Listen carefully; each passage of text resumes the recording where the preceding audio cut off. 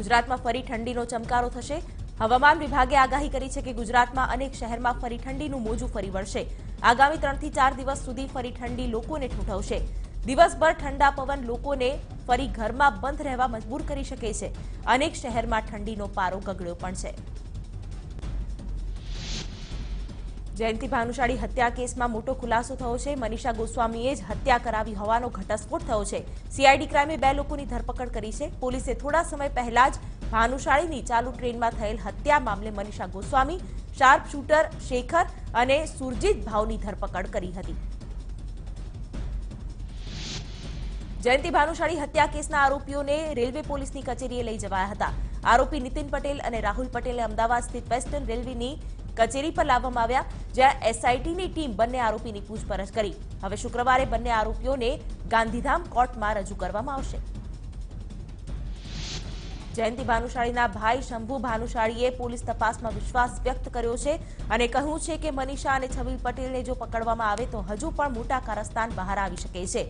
શંભુ ભાનુશાળીએ આક્ષેપ કર્યો હતો કે મનીષા અને છબીલ લોકો પાસેથી ખંડણીઓ ઉઘરાવવાનું કાવતરું ચલાવે છે। જયંતિ ભાનુશાળી હત્યા કેસમાં છબીલ પટેલની સંડોવણી બહાર આવી છે, પરંતુ છબીલ પટેલના ભાઈએ તેમની પર લગાવવામાં આવેલા આરોપ ખોટા ગણાવ્યા છે। દિનેશ પટેલે દાવો કર્યો છે કે છબીલ પટેલ એક સારા રાજકારણી છે। તેમણે એવો પણ દાવો કર્યો કે છબીલ પટેલ ક્યારેય કોઈની હત્યા ન કરાવી શકે। જયંતિ ભાનુશાળી હત્યા કેસ મુદ્દે સીએમ વિજય રૂપાણીનું નિવેદન સામે આવ્યું છે। મુખ્યપ્રધાને જણાવ્યું કે પોલીસ સમગ્ર કેસની તપાસ કરી રહી છે। પોલીસ સમગ્ર કેસની નિષ્પક્ષ અને ન્યાયિક તપાસ કરશે। રૂપાણીએ ઉમેર્યું કે ભાનુશાળી હત્યા કેસમાં કોઈ આરોપીને બક્ષવામાં નહીં આવે। બીજી તરફ જયંતિ ભાનુશાળી હત્યા કેસમાં કોંગ્રેસ પ્રવક્તા મનીષ દોશીએ પોલીસની કામગીરી સામે સવાલ ઉઠાવ્યા છે। મનીષ દોશીએ જણાવ્યું કે પોલીસની પત્રકાર પરિષદે આ કેસમાં વધુ ગૂંચવણ ઊભી કરી છે। પોલીસની આટલી ટીમ કાર્યરત છે, છતાં હજુ સુધી મુખ્ય આરોપી પકડાયા નથી। શંકરસિંહ વાઘેલા હવે શરદ પવારની એનસીપીમાં જોડાઈ રહ્યા છે। 29મી જાન્યુઆરીએ શંકરસિંહ અમદાવાદમાં યોજાનારા એનસીપીના સંમેલનમાં શરદ પવારની હાજરીમાં વિધિવત રીતે એનસીપીમાં જોડાશે। શંકરસિંહ વાઘેલાનું એનસીપીમાં જોડાવું તે લોકસભા માટે સૂચક મનાઈ રહ્યું છે, કારણ કે કોંગ્રેસ ગુજરાતની 26માંથી 1 થી 2 સીટ એનસીપી માટે છોડી દે છે। આ તરફ એનસીપી પ્રદેશ પ્રમુખ જયંત બોસ્કીએ જાહેરાત કરી છે કે શંકરસિંહ વાઘેલા મધ્ય ગુજરાતની કોઈપણ બેઠક પરથી ચૂંટણી લડી શકે છે। એનસીપીમાં જોડાયા બાદ શંકરસિંહને રાષ્ટ્રીય કક્ષાનો હોદ્દો પણ આપવામાં આવશે। શંકરસિંહ વાઘેલાની એનસીપીમાં જોડાવાની જાહેરાત પર કોંગ્રેસ પ્રદેશ પ્રમુખ અમિત ચાવડાએ પ્રતિક્રિયા આપી। તેમણે કહ્યું કે ગુજરાતમાં જ્યાં સુધી લાગે વળગે છે ત્યાં સુધી બે પક્ષોને જ લોકોએ આશીર્વાદ આપ્યા છે, એટલે આગામી સમયમાં પણ એનું જ પુનરાવર્તન થશે। અમદાવાદમાં અલ્પેશ ઠાકોરે મોટું નિવેદન આપ્યું છે। તેમણે કહ્યું છે કે તેઓ ભાજપમાં નથી જોડાવાના। તેણે કહ્યું કે મને ગુજરાતમાં કોઈ જવાબદારી આપે, પણ મારે રાષ્ટ્રીય જવાબદારી નથી લેવી। મારી અને શંકર ચૌધરીની મુલાકાત માત્ર ઔપચારિક હોવાનું પણ કહ્યું। સાથે જ કહ્યું કે પ્રજાનો નેતા છું, એટલે ચૂપ નહીં રહું। તો પૂર્વ પ્રધાન શંકર ચૌધરીએ અલ્પેશ ઠાકોર સાથે થયેલી મુલાકાતને ઔપચારિક ગણાવી, તેમજ મુલાકાતમાં ભાજપમાં જોડાવા અંગે કોઈ ચર્ચા ન થઈ હોવાનું પણ જણાવ્યું। શંકર ચૌધરીએ કહ્યું કે કોને જોડાવવું અને ના જોડાવવું એ પ્રદેશનો વિષય છે। પ્રદેશ આગેવાનો આ અંગે નક્કી કરશે। રાજ્ય સરકારના શ્રમ પ્રધાન દિલીપ ઠાકોરે નિવેદન આપતા કહ્યું કે અલ્પેશ ઠાકોર ભાજપમાં જોડાય તે પાર્ટીનો વિષય છે। કોઈના આવવાથી પાર્ટીને ફાયદો નથી થતો કે કોઈના જવાથી પાર્ટીને નુકસાન પણ નથી થતું। આ તરફ અલ્પેશ ઠાકોર ભાજપમાં ભળવાની અટકળોને કોંગ્રેસ ભાજપનું કાવતરું ગણાવી રહી છે। કોંગ્રેસ પ્રવક્તા મનીષ દોશીએ જણાવ્યું છે કે ભાજપ અને તેમના મળતિયાઓ અલ્પેશ ઠાકોર વિશે અફવા ફેલાવી રહ્યા છે। કોંગ્રેસે વખતો વખત યુવાનોને તક આપી છે। ડાંગમાં મુખ્યપ્રધાન રૂપાણીના હસ્તે ₹47 કરોડના ખર્ચે લોકાર્પણ અને ખાતમુહૂર્તના કાર્યો કરવામાં આવ્યા। સીએમ રૂપાણીએ નિવેદન આપતા કહ્યું કે ગુજરાતમાં 2 દાયકાથી વ્યવસ્થામાં પરિવર્તન કરીને આગળ વધી રહ્યું છે। ગુજરાત ભારતમાં જ નહીં, વિશ્વના ફલકનું નવું મોડેલ બનીને વિકસ્યું છે। કાર્યક્રમમાં સીએમ રૂપાણીએ કહ્યું કે આદિવાસી વિસ્તારમાં વાઈફાઈ વાળી આધુનિક કચેરી બનાવવામાં આવી છે। સરકારે કુલ 80,000 કરોડથી વધારે આદિવાસી વિસ્તારના વિકાસ માટે ખર્ચ કર્યા છે, ત્યારે ડાંગમાં સૌથી સારું કામ સરકારે આવાસ માટે કર્યું હોવાનું પણ રૂપાણીએ જણાવ્યું। ભારતમાલા હાઈવે પ્રોજેક્ટ અંતર્ગત નવસારીના વાંસદા ચીખલીથી પસાર થતા 93 કિલોમીટર રોડ માટેના પ્રાથમિક સર્વેને સસ્પેન્ડ કરાયો છે. કેન્દ્રીય રાજ્યકક્ષાના પ્રધાન મનસુખ માંડવિયાએ આ જાહેરાત કરી છે. ખેડૂતોની સંમતિ વગર તેમની 1 ઇંચ પણ જમીન લેવામાં નહીં આવે તેવી ખાતરી પણ તેમણે ખેડૂતોને આપી. નવસારીમાં ભારતમાલા પ્રોજેક્ટની જમીન સંપાદનની કામગીરી સ્થગિત કરવામાં આવી. સીએમ રૂપાણીએ નિવેદન આપતા કહ્યું કે આવનારા દિવસોમાં જમીન ફાળવણી અંગે વિચારણા કરવામાં આવશે. સાથે જ કહ્યું કે કોઈપણ વ્યક્તિની જમીન ખોટી રીતે સંપાદન નહીં કરાય. મહત્વનું છે કે ભારતમાલા પ્રોજેક્ટનો નવસારીના ચીખલી ખાતે વિરોધ કરવામાં આવ્યો. 60 ગામમાંથી ભારતમાલા પ્રોજેક્ટ પસાર થાય છે, જેની જમીન સંપાદનનો વિરોધ કરાયો છે. વાંસદા, ચીખલી અને નવસારીના અસરગ્રસ્ત લોકો પ્રોજેક્ટના વિરોધમાં છે. પીએમ મોદી આગામી 30 જાન્યુઆરી આવશે ગુજરાતની મુલાકાતે. આ મુલાકાત દરમિયાન વડાપ્રધાન સુરતમાં 1050 કરોડના વિવિધ પ્રોજેક્ટ્સનું ઉદ્ઘાટન કરશે. સુરતને પહેલી ઇન્ટરનેશનલ શાહજહાં ફ્લાઇટ મળવા જઈ રહી છે, ત્યારે તેના ફ્લેગ ઓફ માટે પીએમ મોદી સુરત આવી રહ્યા છે.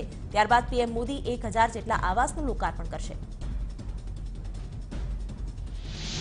લોકસભાની ચૂંટણીને લઈને કોંગ્રેસે બેઠકનો ધમધમાટ શરૂ કર્યો છે. કોંગ્રેસની વિચારધારા લોકો સુધી પહોંચે તે હેતુથી ખેડામાં કોંગ્રેસે જનસંપર્ક અભિયાનની શરૂઆત કરી. પ્રદેશ કોંગ્રેસ પ્રમુખ અમિત ચાવડાની ઉપસ્થિતિમાં ખાટલા પરિષદનું આયોજન કરાયું હતું. રાજ્યકક્ષાના પ્રજાસત્તાક પર્વની બનાસકાંઠાના જિલ્લામાં ઉજવણી કરવામાં આવશે. પાલનપુર ખાતે મુખ્યપ્રધાન અને રાજ્યપાલ પ્રજાસત્તાક પર્વની ઉજવણી કરશે, જેના ભાગરૂપે મુખ્યપ્રધાન રૂપાણી અને રાજ્યપાલ કોહલી બનાસકાંઠાની મુલાકાત લેશે. પાલનપુરમાં વહીવટીતંત્ર દ્વારા તમામ તૈયારીઓને આખરી ઓપ આપી દેવાયો છે. ગાંધીનગરમાં આવતા વિદેશી મહેમાનો માટે અંગ્રેજી ભાષામાં શરૂ કરાશે ગાંધી જીવનનો લાઇટ એન્ડ સાઉન્ડ શો. આ શો હિન્દી અને ગુજરાતી ભાષામાં ચાલી રહ્યો છે. શુક્ર, શનિ અને રવિવારે સાંજે 7 થી 7:30ના સમયે હિન્દીમાં અને 8 થી 8:30ના સમયમાં ગુજરાતીમાં શો નિહાળી શકાશે, જેમાં 240 લોકો એકસાથે આ લાઇટ શો નિહાળી શકે તેવી વ્યવસ્થા કરાઈ છે. કિંજલ દવે હવે જાહેર કાર્યક્રમમાં 4 બંગડીવાળી ગીત ગાઈ શકશે. હાઈકોર્ટે કિંજલ દવેની અરજી ગ્રાહ્ય રાખી છે. હાઈકોર્ટે કિંજલ દવેને મોટી રાહત આપતા કહ્યું કે કોમર્શિયલ કોર્ટનો સ્ટે ઓર્ડર કારણ વગરનો હતો. કિંજલ દવે કોમર્શિયલ કોર્ટના સ્ટે સામે ગુજરાત હાઈકોર્ટમાં અપીલ કરી હતી. બુલેટ ટ્રેનને પ્રોજેક્ટમાં જમીન સંપાદન કાર્યવાહીને લઈને ખેડૂતોએ કરેલી અરજી પર ગુજરાત હાઈકોર્ટ આગામી અઠવાડિયે ચુકાદો સંભળાવશે. આ મામલે હાઈકોર્ટમાં બંને પક્ષકારોએ પોતપોતાની રજૂઆત કરી હતી. કેટલાક જરૂરી સબમિશન મોડા પહોંચતા હવે આગામી અઠવાડિયે ચુકાદો સંભળાવવામાં આવશે. સુરતના બિટકોઇન અપહરણ અને લૂંટ કેસમાં સીઆઈડી તપાસ કરી રહી છે. ત્યારે છેલ્લા 2 આરોપીની ધરપકડમાં સીઆઈડી ક્રાઇમે 40 લાખ રોકડા રિકવર કર્યા છે. સીઆઈડી ક્રાઇમે આરોપી કિરીટવાળા પાસેથી 40 લાખ રૂપિયા રિકવર કર્યા છે. બિટકોઇન અપહરણ કેસ અને લૂંટમાં મુખ્ય આરોપી શૈલેષ ભટ્ટ અને તેના મિત્રોએ જ અપહરણ કર્યું હોવાનું સામે આવ્યું. વડોદરામાં 1,50,000ની લાંચ કેસમાં વિસ્ફોટક નિયંત્રણ અધિકારીને રિમાન્ડ પર મોકલાયો છે. આરોપી અધિકારીને અમદાવાદની મિર્ઝાપુર કોર્ટમાં રજૂ કરાયો હતો. સીબીઆઈએ 3 દિવસના રિમાન્ડની માંગ કરી હતી. કોર્ટે બંને પક્ષોની દલીલ સાંભળી હતી અને આરોપીના 27મી જાન્યુઆરી સુધીના રિમાન્ડ મંજૂર કર્યા છે. વડોદરાના ભાયલી વિસ્તારમાં આવેલા કાઇઝન ફ્લેટમાં પતિએ જ પત્નીની હત્યા કરી છે. દિવાલ સાથે માથું અથડાવી પતિએ પત્નીની મોતને ઘાટ ઉતારી. પત્નીની હત્યા બાદ પતિએ 6ઠ્ઠા માળેથી કૂદીને પોતે પણ આત્મહત્યા કરી. બનાવની જાણ થતાં જ પોલીસ ઘટના સ્થળે. પોલીસની પ્રાથમિક તપાસમાં સામે આવ્યું કે પતિ પત્ની વચ્ચે વારંવાર ઝઘડા થતા હતા, જેથી બંને કંટાળીને થોડા દિવસ અગાઉ છૂટાછેડા લીધા હતા. જોકે હાલ તો ઘર કંકાસમાં પતિએ પત્નીની હત્યા કરી હોવાનું પ્રાથમિક તારણ સામે આવ્યું છે. છોટાઉદેપુરના પાવર હાઉસ ફળિયામાં રહેતા એક યુવકે પત્ની સાથે બોલાચાલી થતા ગળે ફાંસો ખાઈ આપઘાત કર્યો છે. પત્નીએ બોલાચાલી બાદ ઘર છોડી પિયર જતી રહેતા પતિએ આત્મહત્યા કરી.